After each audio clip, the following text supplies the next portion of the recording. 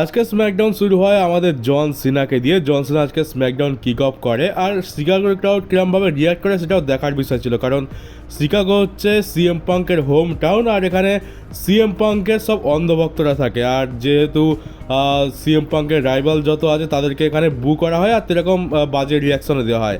কিন্তু এইবারে জন সিনাকে এখানে ভালো রিয়াকশানই দেওয়া হয়েছে। অন্যান্যবার তো সিন অন্যরকম থাকে, তবে যাকে দেখে ভালো লাগলো। তো জন সিনা এটা কনফার্ম করে দিয়েছে যে এটা হচ্ছে তার শেষ স্ম্যাকডাউনে অ্যাপিয়ারেন্স, কারণ তার কাছে আর বেশি অ্যাপিয়ারেন্স তো বাকি নেই, আর 7খানাই বাকি রয়েছে আজকের পর।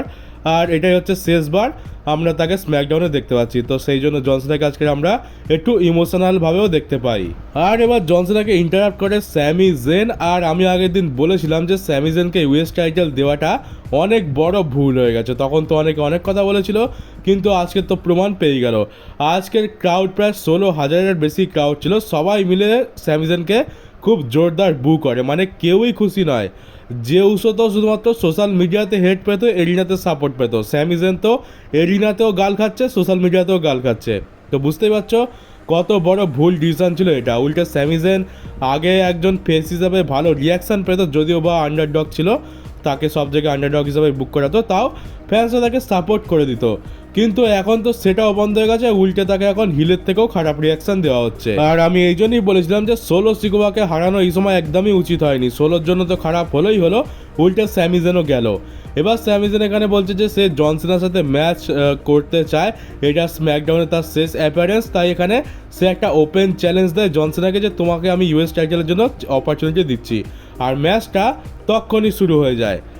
তো ম্যাচের মধ্যে কী বলো, ম্যাচের মধ্যে আমরা অনেক রকম মুভ ইউজ হতে দেখতে পাই। এবার জন সিনা একটা কথা বলেছিল যে আমার কাছে তো বেশি ডেট নেই, তাই আমি বেশি ম্যাচ রেসেল করতে পারবো না। তো আমি যাদের সাথে ম্যাচ রেসেল করতে চাই আমি তাদের মুভগুলো ইউজ করব ম্যাচের মধ্যে, আর এটা ভাবেই আমি তাদেরকে ট্রিবিউট দেবো। তো আমার কাছে এর থেকে বেশি আর করার মতো কিছু নেই। তো আজকের জন সিনা স্পিয়ার লাগায়।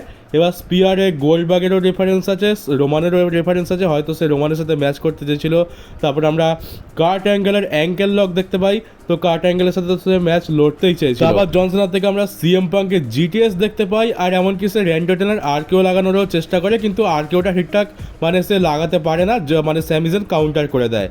তো এর মানে হচ্ছে যে জন সিনা সিএম পাঙ্ক আর র্যান্ডি অর্টনের সাথে লড়তে চেয়েছিল, কিন্তু ফেস হিসাবে, হিল হিসাবে লড়েছে, সেটা তার খুব একটা পছন্দ হয়নি। তো এরকমভাবে ট্রিবিউট দিয়েছে, আরও কয়েকজনের হয়তো ট্রিবিউট দিয়েছে, আমরা হয়তো অতটা খেয়াল করিনি, তবে আপাতত এই কটা নাম আমার মনে রয়েছে। আর তোমাদের দেখে অবাক লাগবে যে স্যামি জেনের মতো সুপারস্টার জিটিএস স্পিয়ার এইসব নাকি কিক আউট করে দিচ্ছে খুব সহজেই। আর আমি তো বলবো এমন তো না যে আলতু ফালতু জিটিএস লাগিয়েছিল, জন সিনা যে স্পিয়ারটা লাগিয়েছিল খুবই জোরদার ছিল, আর জিটিএসটাও একদম পারফেক্ট লেগেছিল। এই মুভগুলো স্যামি জেন এখানে কিক আউট করে দিচ্ছে, কিন্তু যদি অরিজিনাল যে ওনার আছে সে যদি লাগায়, যেমন রোমান, সিএম পাঙ্ক, তখন কিক আউট করতে পারবে না। তো এটা বহুত বোকা বোকা লাগে, মানে ফিনিশার খেয়েই হারতে হবে। তো ম্যাচ এরকমভাবে খুব দারুণ চলে। আর তারপরে কী হয় যে একটা সময় দুজনেই ঢের হয়ে পড়ে থাকে, আর কে উঠবে হচ্ছিল, কিন্তু তখনই থিম সং প্লে হয় ব্রক লেসনারের। যেমনটা বলেছিলাম যে ব্রক লেসনার আসতে পারে, তো ব্রক লেসনার আসে। সবার প্রথমে ব্রক লেসনার রেফারিকেই মারে, রেফারিকে রিং থেকে বাইরে বের করে ফেলে দেয়। তারপরে রিংয়ের মধ্যে যায়, স্যামি জেনকে একটা F5 লাগায়, জন সিনাকে একটা F5 লাগায়, আর তারপর ওখান থেকে বেরিয়ে যায়। তারপর আমরা গরিলা পজিশনে ব্রক লেসনারকে দেখতে পাই। সে জন সিনার উদ্দেশ্যে বলে see you at Wrestlepalooza bitch. তো রাসেল পালুজাতে এদের মধ্যে ম্যাচ অফিসিয়াল হয়ে গেছে। আর ইউএস টাইটেলের ম্যাচটা তো ডিসকোয়ালিফিকেশন হয়েই গেল। আর আমরা ওমেন্স ইউএস টাইটেলের জন্য ম্যাচ দেখতে পাই জুলিয়া ভার্সেস মিচান, যেখানে জুলিয়া এই ম্যাচটা জিতে যায়, আর সে তার টাইটেল রিটেন করে নিয়েছে। আর পরের সপ্তাহের জন্য ডাব্লিউডব্লিউ র্যান্ডি অর্টন ভার্সেস ড্রু ম্যাকিন্টায়ারের ম্যাচটা অফিসিয়াল করে দিয়েছে, যেটা একটা গুড নিউজ, কারণ ভেবেছিলাম যে এটা মেবি হয়তো রাসেল প্যালুজাতে টানতে পারে, কিন্তু তার আগেই হয়ে যাচ্ছে, মানে আমরা কোডি রোডস ভার্সেস ড্রু ম্যাকিন্টায়ার দেখতে পাবো রাসেল প্যালুজাতে। আর একটা ম্যাচ অফিসিয়াল হয়েছে, সেটা হচ্ছে Jade Cargill versus Tiffany Stratton for the WWE women's championship. এটা নিয়ে তো কারোর কোনো ইন্টারেস্ট এমনিতেও নেই, টিফনিকে আর অতটা ভালো লাগছে না কারোর, আর জেড কার্গিল তো সবাই খুব ভালো করে জানো। আর এই একটা কথা আছে যেটা আমি অনেক দিন ধরে বলবো ভাবছিলাম, সেটা হচ্ছে যে এই মেল ডিভিশনে গান্থার আর ফিমেল ডিভিশনে জেড কার্গিল, এদেরকে তো আর সিরিয়াসভাবে নেওয়ার দরকারই নেই। বিশেষ করে আমি তো আর কোনোদিনও এদেরকে সিরিয়াসভাবে নেবই না। এরা যতই অপরচুনিটি পেয়ে যাক, যতই বড় চ্যাম্পিয়ন হয়ে যাক, যতই বড় বড় মহারথীকে হারিয়ে দিক না কেন, এদেরকে সিরিয়াসভাবে নেওয়ার আর কিচ্ছু নেই। মানে যারা বড় বড় রেসলারকে হারিয়ে আলতু ফালতু রেসলারদের কাছে হেরে যায়, একটা ফিনিশারে এদের দম শেষ হয়ে যায়, তাদেরকে কেনই বা সিরিয়াসভাবে নেবো? এরা একটা ম্যাচে 2-3টে ফিনিশার খাওয়ার পর কিক আউট করে দেয়, পরের ম্যাচে গিয়ে একটা সামান্য ফিনিশারকে হেরে যায়, একজন নায়া জ্যাক্সকে একাই হারিয়ে দিচ্ছে, কিন্তু আবার পরে একটা শোতে গিয়ে টিফনির কাছে একটা মুনসল্ট খেয়ে হেরে যাচ্ছে, আবার একজন ড্রু ম্যাকিন্টায়ারকে হারিয়ে দিচ্ছে, সেমাসকে হারিয়ে দিচ্ছে, গোল্ডবার্গকে হারিয়ে দিচ্ছে, কিন্তু জেউসো আর জেউসো স্যামিজেন এদের কাছে গিয়ে বাচ্চাদের মতো হারছে, এমনকি জেউসোর মতো সুপারস্টারের কাছে 3 সেকেন্ডে ট্যাপ আউটও করছে। তো এদেরকে কেন আমরা সিরিয়াসভাবে নেব? আর পরের সপ্তাহে অফিসিয়াল হয়ে গেছে যে ব্রক লেসনার পরের সপ্তাহে থাকবে। তো ব্রক লেসনার এখানে ক্লারিফিকেশন দেবে যে কেন সে বারবার এসে জন সিনাকেই টার্গেট করে। আর অফকোর্স এখানে ব্রক লেসনার একাই থাকবে, কারণ জন সিনা তো স্ম্যাকডাউনে আর আসবে না। আর আমরা অ্যালিস্টার ব্ল্যাক ভার্সেস ডেভান প্রিস্টের মধ্যে ম্যাচ দেখতে পাই, ম্যাচটা বেশ ভালো ছিল। এবার এই ম্যাচের মধ্যে লাস্টের দিকে কী হয় যে অ্যালিস্টার ব্ল্যাক তো হিল, তাহলে তাকে একটু চিটিং করতে হবে, তো সাউথ অফ হ্যাভেন লাগাতে যায়, কিন্তু অ্যালিস্টার ব্ল্যাক রেফারিরও গলা ধরে না, যার ফলে ডেভান প্রিস্ট ঠিক করে চাগাতে পারে না। আর ডেভান প্রিস্ট রেফারিকে দেখতে গিয়ে অ্যালিস্টার ব্ল্যাক সেই সুযোগে ব্ল্যাক মাস্ক লাগিয়ে দেয়, আর তারপরে ডেভান প্রিস্টকে পিন করে জিতে যায়। তারপর আছে স্ম্যাকডাউনের মেন ইভেন্ট, আমরা সেথ রলিন্সকে দেখতে পাই। আশা করেছিলাম যে সেথ রলিন্স আর বেকি লিঞ্চ থাকবে, তো তারা ছিল।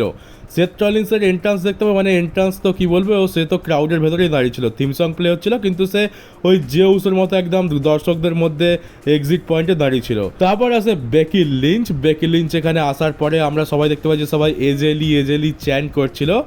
আর তারপরে আছে সিএম পাঙ্কও সময় নষ্ট না করে চলে আসে, আর রতে যেরকম সিন দেখতে পেয়েছিলাম সেরকমই কিছু দেখতে পাচ্ছিলাম।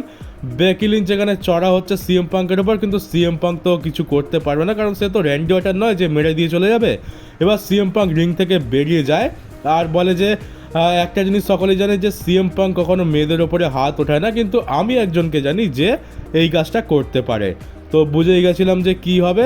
এজেলির থিম সং প্লে হয়, এজেলি রিটার্ন করে, আর ক্রাউডও সেরকম ফেটে পড়ে। তারপর এজেলি আসে তার সেই পুরনো আন্দাজে সেরকমভাবে লাফিয়ে হাঁটতে, মানে দৌড়াতে আসে, আর পুরো রিংটা ঘুরে তারপর শেষমেশ স্লো মোশনে রিংয়ের মধ্যে ঢোকে। আর বেকি লিঞ্চ একদম বাচ্চাদের মতো করছে, মানে যেন ভূত দেখতে পেয়ে গেছে।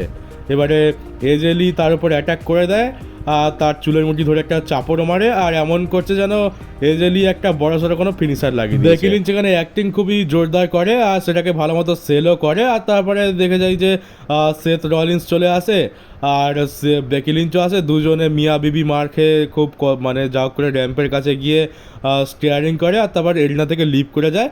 আর তারপর আমরা শিকাগোর ক্রাউডের সামনে, মানে তখন তো স্ম্যাকডাউন অফেয়ার চলে যায় সেথ রলিন্সটা চলে যাওয়ার পর, আর তারপর শিকাগো ক্রাউডের সামনে এজেলি আর সিএম পাঙ্কের আমরা সেই মোমেন্ট দেখতে পাই যেগুলো আমরা এককালে দেখতাম বহু বছর আগে। আর এটা ডাব্লিউডব্লিউই তাদের সোশ্যাল মিডিয়া প্ল্যাটফর্মেতে রিলিজ করেছে একটা স্পেশাল ক্লিপ 5 মিনিটের।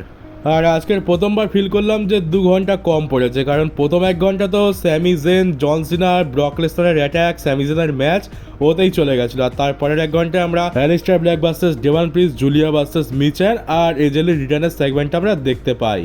তো চলো গাইস, এই ছিল আজকে স্ম্যাকডাউনের রিভিউ ভিডিও। কেমন লাগলো কমেন্ট বক্সে অবশ্যই জানিও। আর যা আমরা আশা করেছিলাম তা সবই দেখতে পেয়েছি, তাই বেশ ভালো লাগলো। অনেক সময় তো আমরা অনেক কিছু আশা করে বসে থাকি কিন্তু টাকলু দেখায় না, কিন্তু এইবারে ঠকায়নি, এইবারে সব কিছুই দেখতে পেয়েছি, যেটা একটা ভালো দিক। আর হয়তো যদি এক্সট্রা সময় থাকতো তাহলে আমরা র্যান্ডি অর্টন আর ড্রু ম্যাকিন্টায়ারকেও দেখতে পেতাম, শুধুমাত্র তাদের একটা ছোট্ট ভিডিও দিয়ে দেওয়া হয় আর তারপরে ম্যাচ অফিসিয়াল করে দেওয়া হয়েছে। তো আজকে যদি আর কিছু এক্সট্রা সময় থাকতো তাহলে আমরা আজকের শোতে আরও 2টো বড় স্টারকে দেখতে পেতাম।